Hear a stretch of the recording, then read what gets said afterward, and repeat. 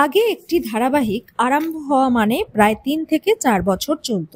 আস্তে আস্তে ধারাবাহিকের প্রতিটি সদস্য দর্শকদের ঘরের লোক হয়ে উঠত। বর্তমানে টিআরপির যুগ। ধারাবাহিক শুধু বিনোদন দেয় না, ইন্ডাস্ট্রিকে মোটা অঙ্কের ব্যবসাও দেয়। তাই টিআরপি কমে গেলে সেই মেগাকে সরিয়ে নতুন মেগা আনছে চ্যানেল কর্তৃপক্ষ।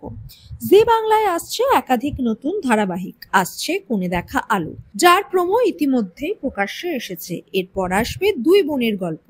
শ্রুতি দাস এবং আরাত্রিকা মাইতিকে দেখা যাবে। নায়ক হিসেবে দেখা যাবে বুলেট সরোজিনী খ্যাত নায়ককে। আরাত্রিকার চরিত্রের নাম উজি, প্রাণোচ্ছল মেয়ে, সততা এবং আদর্শই তার জীবনের ব্রত। শ্রুতি অর্থাৎ নিশা সম্পূর্ণ বিপরীত মেরু, যে কোনো উপায়ে বড়লোক হতে চায় সে।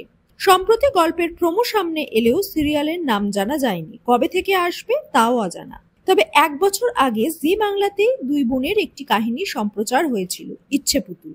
দর্শকদের আকৃষ্ট করলেও টিআরপিতে তার প্রভাব পড়েনি। শ্রুতি দাস বহুদিন পর ফিরছেন সিরিয়ালে, তাই দর্শকরা খুবই উত্তেজিত।